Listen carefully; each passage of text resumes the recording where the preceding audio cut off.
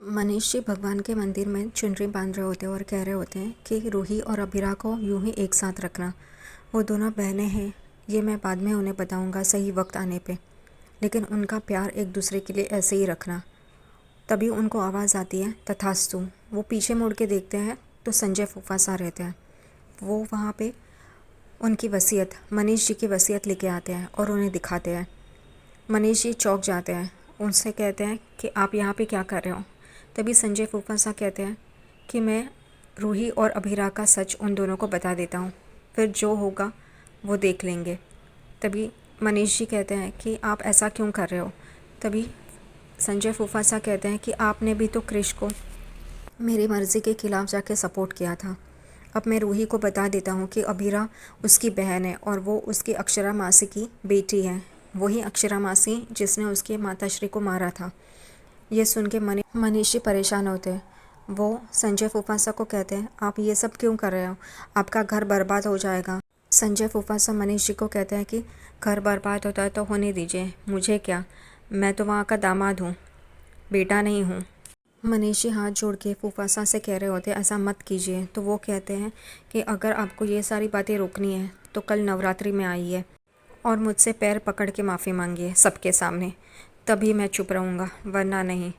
मनीष जी मान जाते हैं इस बात के लिए, क्योंकि उन्हें रूही और अभीरा का रिश्ता बचाना है।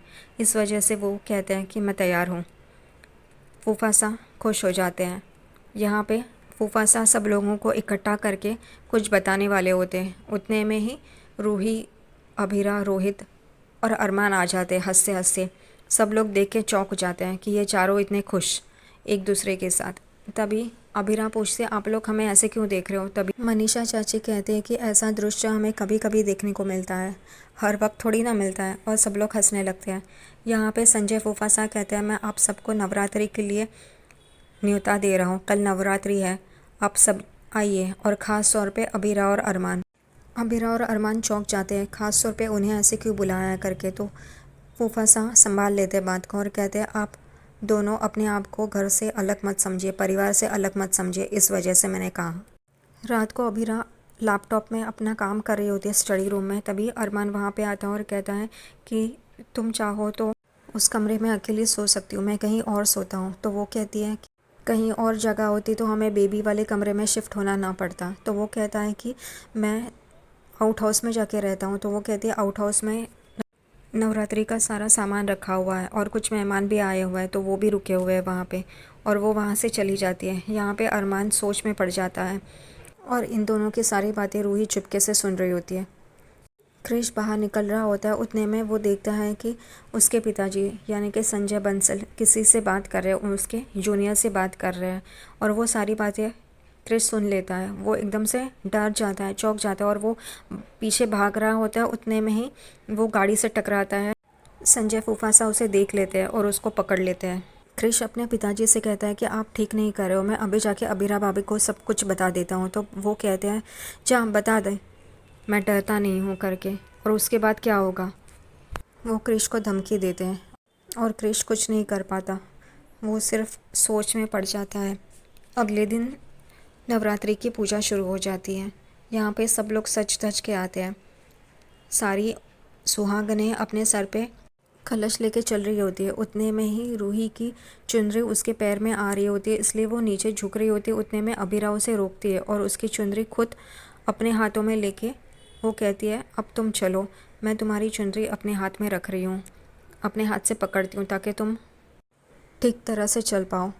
और वो दोनों चल रहे होते हैं। उतने में ही विद्या को ये देख के गुस्सा आता है। विद्या रूही को पकड़ने ही जा रही होती है। उतने में ही दादी सा विद्या को रोकती है और कहती है हर एक परिवार चाहता है कि उनकी बहुओं में तालमेल बैठे और वो एक दूसरे के साथ खुश रहे, लेकिन तुम ये तोड़ना चाहती हो और हम ये होने नहीं देंगे। वो विद्या को सुनाती है। विद्या हताश हो जाती है, वो वहाँ से चली जाती है। और यहाँ पे रूही और अबीरा अपना कलश नीचे उतारती है और बात कर रही होती है। रूही अबीरा को थैंक्स कह रही होती है कि उसने उसको बचाया करके। तो अबीरा भी उसे कहती है कि इसकी कोई ज़रूरत नहीं है, तुम अगर परेशान हो तो मैं रहूँगी तुम्हारे साथ, तुम्हारा ख्याल रखने के लिए।